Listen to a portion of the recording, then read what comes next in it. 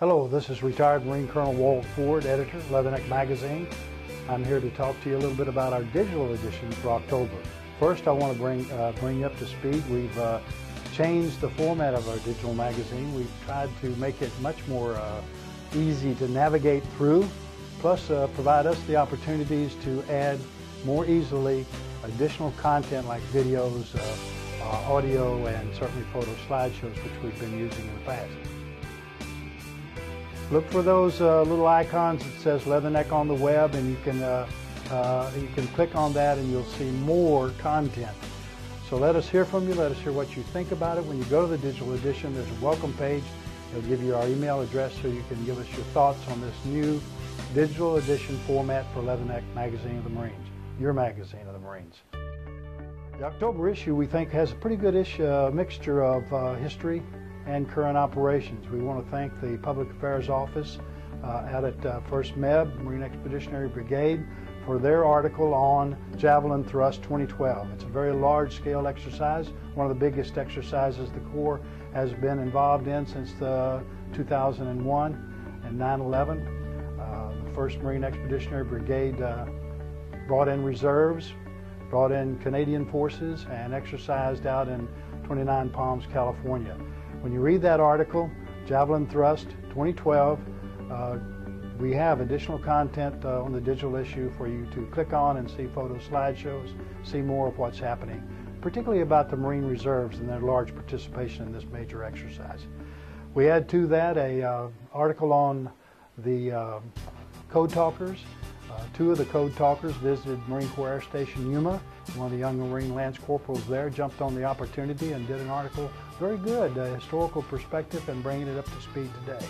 These Code Talkers actually got on today's radios and sent fire missions and intelligence reports over the radio in their code, their Navajo code, their Navajo language, so these young Marines could hear and see what's going on. That's organizing something like this is a real tribute to the Marine staff NCOs who are providing the opportunities for the young Marines to learn from yesterday's Marines. So it's a Code Talker article in this October issue. Looking at the history side, we have a story by Colonel Dave Severance. Some of you may know that name.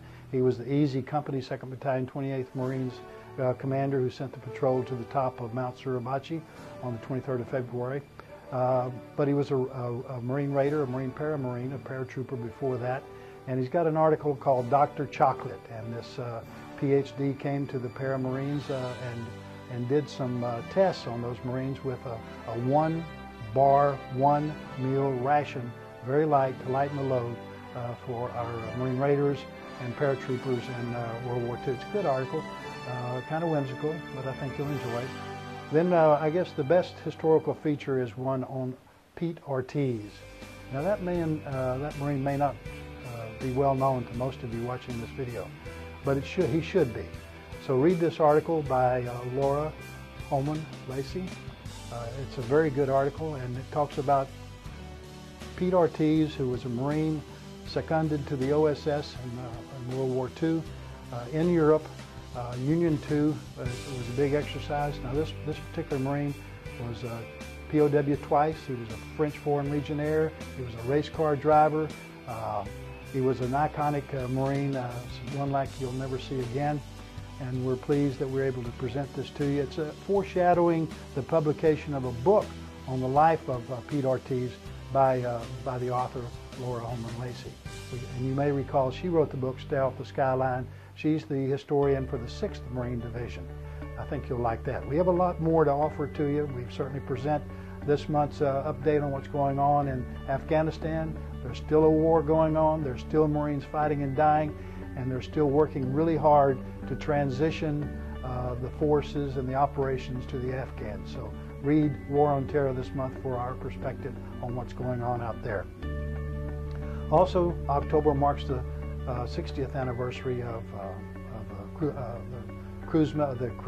missile crisis, Gitmo, and the Cuban Missile Crisis. So we've got an article in there by a young Marine who was there, and he kept pictures from them. So you'll see some original pictures and a good story on Gitmo and the missile crisis of 1962.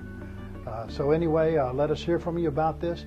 October is the sweet spot, if you will, for the combined federal campaign, and I did want to mention that the Marine Corps Association and Foundation really benefits, and Marines benefit when you give to the combined federal campaign marked for the Marine Corps Association and Foundation. It's tax deductible, and your donations help the Marine Corps Association and Foundation provide those thousands of awards recognizing excellence to Marines, plus the Marine Libraries, plus all the other things we do. Stay with us. Next month, November issue, gives a heads up. We do plan on a senior leaders insert once again with the help of the Personnel Management Sergeant Major Bonner, and so we'll have that for you in the November issue. Semper Fidelis, Walt Ford.